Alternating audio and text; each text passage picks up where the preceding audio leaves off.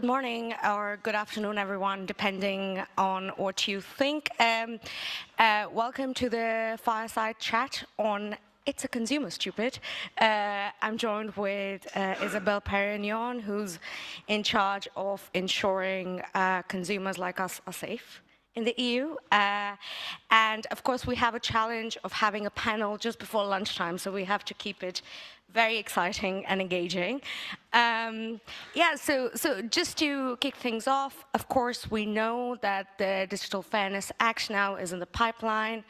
Commissioner McGrath has indicated it should be expected somewhat around December or at the end of the year. Maybe you could provide some color on where things stand at the moment, where the Commission is.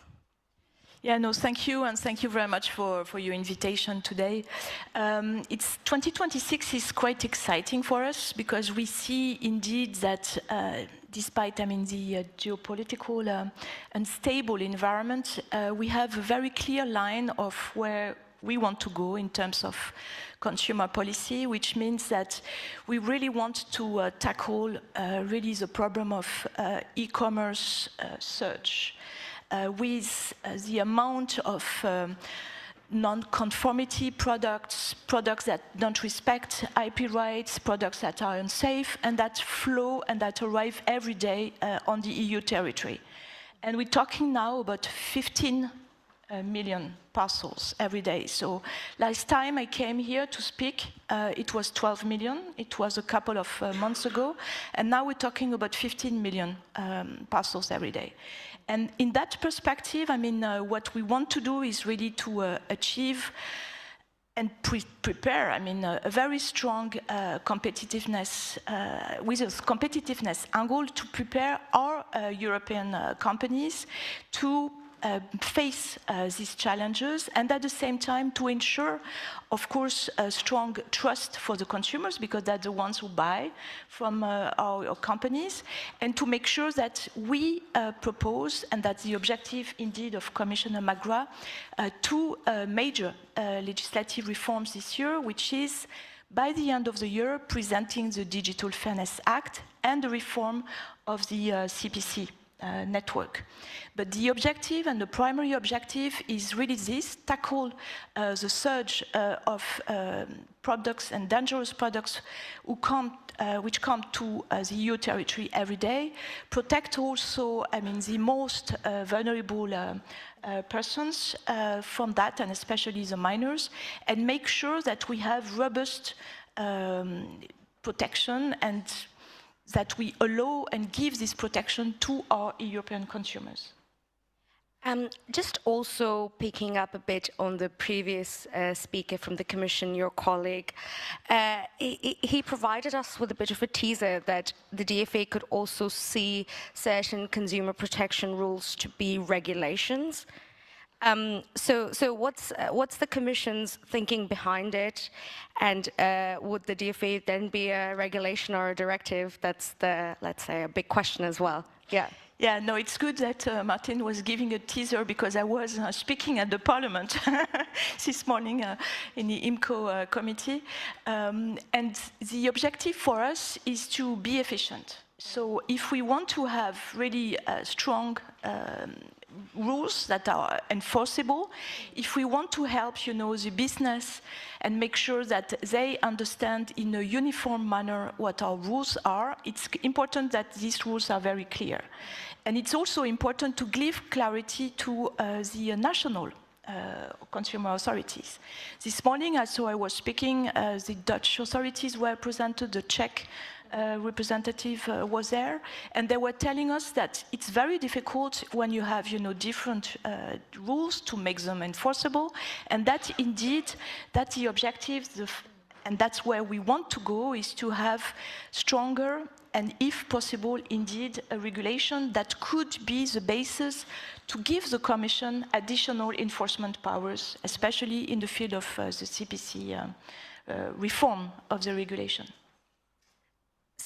So just in terms of picking up on this enforcement angle as well, can we expect a sort of DSA style enforcement from the Commission when it comes to online consumer protection rules. So what's exactly the idea behind the changing of the enforcement mechanism? Yeah, so of course, I mean, the discussion now is at our level, I mean, at technical level, and we will see what will be the decision of our political masters.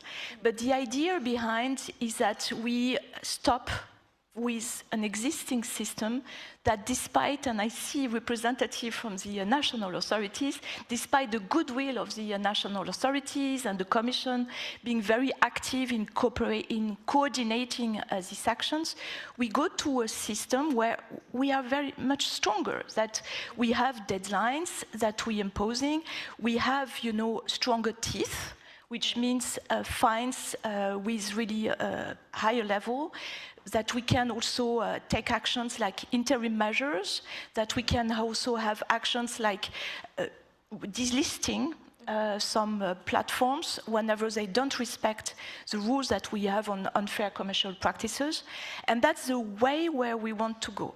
And of course, the models that exist already on the table is the DSA, but you have also different models. You have the I mean, I'm coming from the competition environment. I mean, I used to work in the field of competition and antitrust, and I can tell you that there are a lot of parallel in investigation under and to fight against.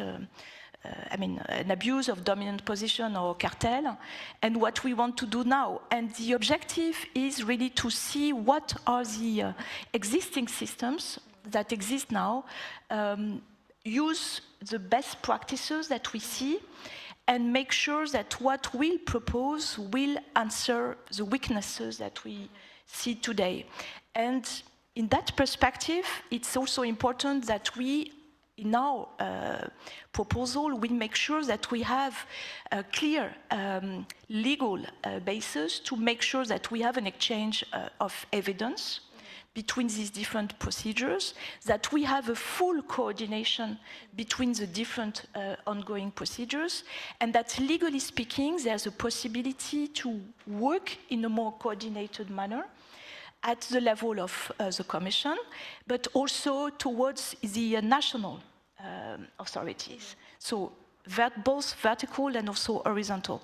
So that's where we want to go, and I think it's in the benefit, again, of both the consumers, but also the companies who will understand a bit better how it functions, and also makes life easier of the national authorities today. Okay, that's a bit interesting, because until last year, the enforcement question was a bit vague, and for a lack of better word, the Commission was a bit timid to have too much enforcement power on consumer protection, because it's more of a national level thing. So would you say that now all options are on the table? Is that what you're thinking? And what caused that change in tone? All options are on the table, indeed, and we will see again what will be the decision at a political level. But the game changer here is clearly two things. First, again, all the problems that we see with platforms whereby and where you see the products sold on the e-commerce, so marketplaces, where we see that the products are not conformity, where you see that the products are dangerous, and all the massive inflow to Europe. So that's the game changer. Second point is also that we are very aware that there are many issues concerning the protection of minors. Mm-hmm. And that's, you know, and you heard that the President, Ursula von der Leyen, made it clear that she had this expert group, expert panel on how to protect better the minors. And we think that through the DFA and through the reform of the CPC, we can really address these two challenges. So that's the reason why now, indeed, we have different options on the table. Personally, I really push, and I hope that we will have, you know, stronger enforcement powers above a certain threshold to help the national authorities. And this morning, again, I was happy to hear that we have a strong call from both the business on the reform of the CPC, but we have also a call from the national authorities. Because in the reform of the CPC, we want to tackle two things. So first, improve the current system of, the coordination facilitated by the Commission, but also make sure that for the direct enforcement powers, similar to the ones existing, for example, in competition policy, then the Commission again works hand in hand with the national authorities. So it's not just us doing things, out of Brussels, but really doing this in a cooperative manner to help to be more efficient, because we see that on the field it's very difficult for them to do and to be super efficient today with the existing system. Interesting. Of course, I have probably like 10 more questions, but that's an occupational hazard. But maybe if we can take one question from the audience, I'll just check before we continue the discussion. Just in the front. I have just one question. Thank you very much for being so clear and so frank, because it's not always the case.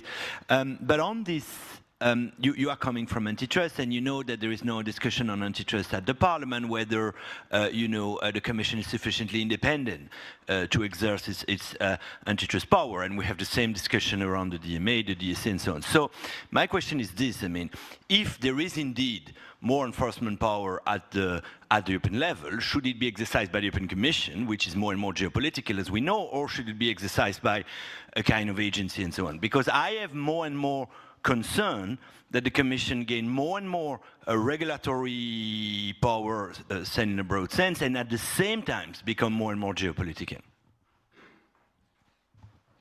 Yeah, so two points here. First, I'm not talking about getting more regulatory powers. I mean, I'm talking of being more efficient in a very concrete case, which is really the reform of the CPC.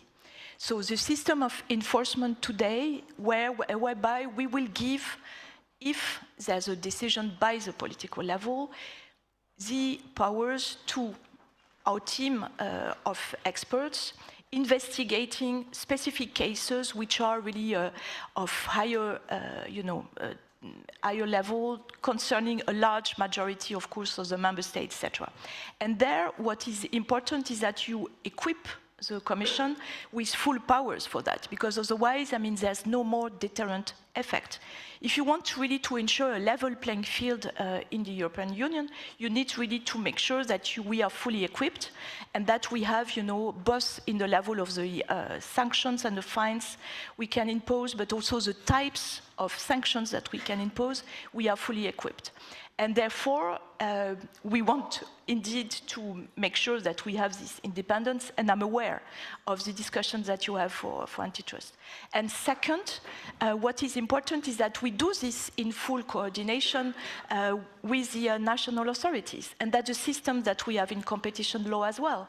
I mean, you have this system and this network of national competition authorities working together, pursuing the same objective with the Commission for the big cases. So that's the direction where we want to go, again, to make sure that we have a strong level playing field in Europe. Okay, perfect. Maybe changing the topic a bit. I'm sure there are more questions on enforcement on the topic of kids.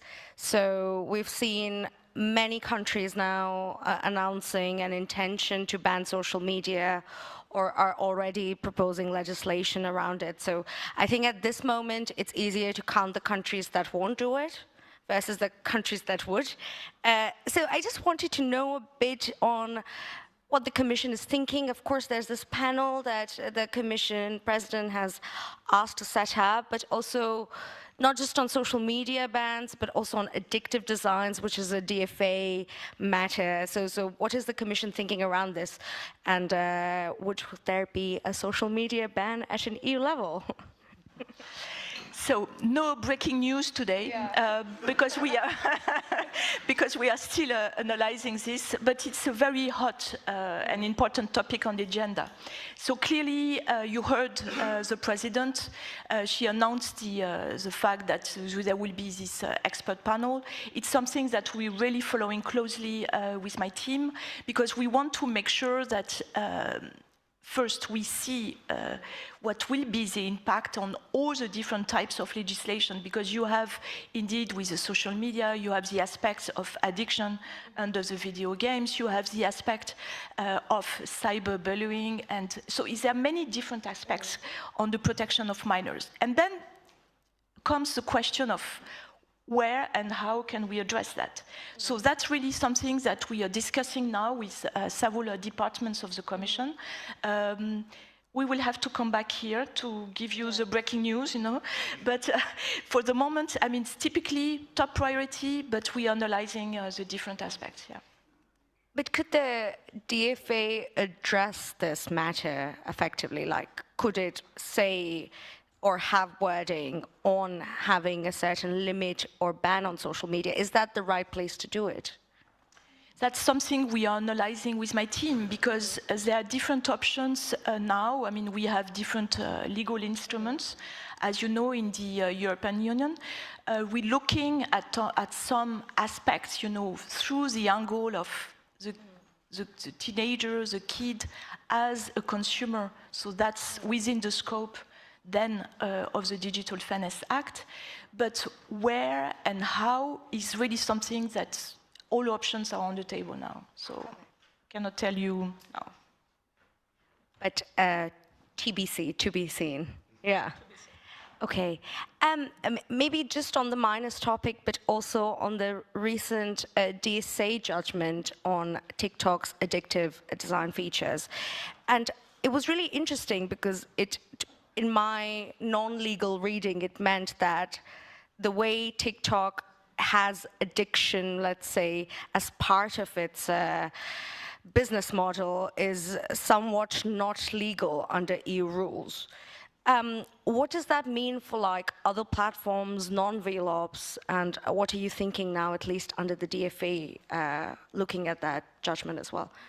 Yeah, so I will not obviously comment on ongoing investigation. I mean, it's not the thing is that we do here. The point is that, as mentioned before by Martin, working on the Digital Fairness Act, we're looking at different elements for the DFA. So the dark patterns, the addictive designs, personalized advertising, the issues of prices, etc.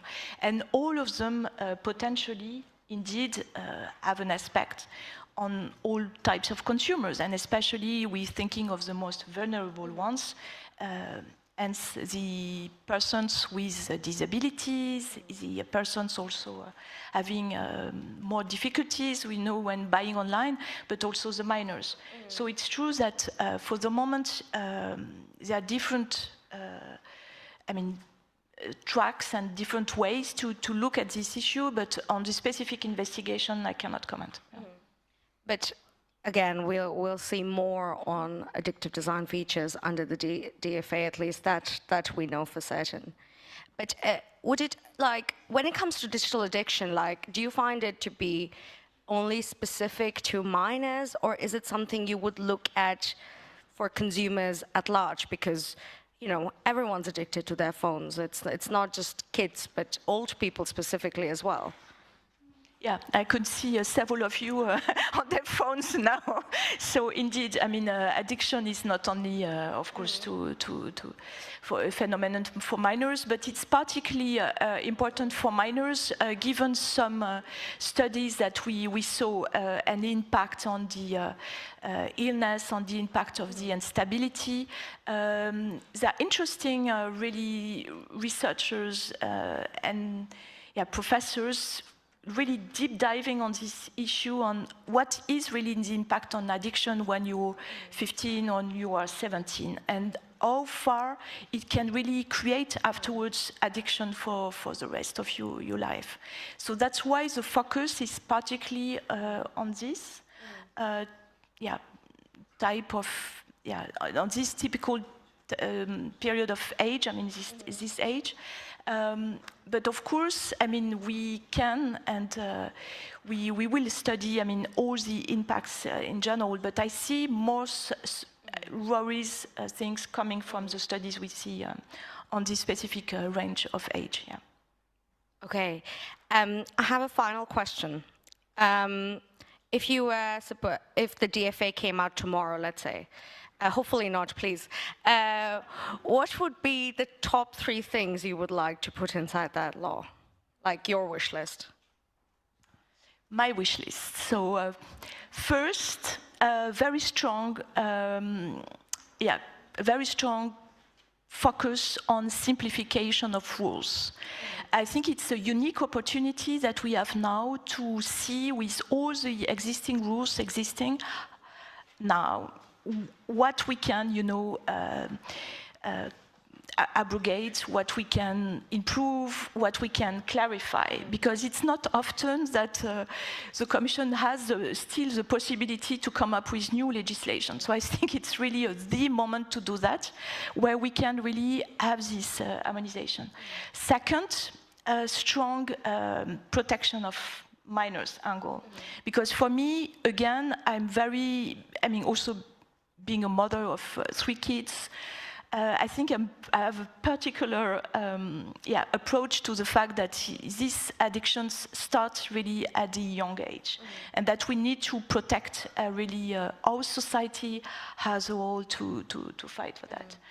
And third, I really think that with the DFA we can give the possibility to finally, modernize the consumer acquis that we had. Indeed, it was indicated in a previous panel that it exists for a certain amount of years, and we see new phenomena coming. I see Professor Bush here, who come regularly to see me and say, "What about agentic commerce and AI agents?" I mean, that's typically the new phenomenon that we had not foreseen a few years ago, and that we need now to address, because we think that it's really the moment where we can update the rules that are existing in Europe. Which also keeps people like us busy. Maybe like before everyone goes for lunch, if there are any questions in the room, we could take them as well. But I understand everyone's a bit hungry and annoyed at us now and wants us to wrap it up, but maybe if there are any.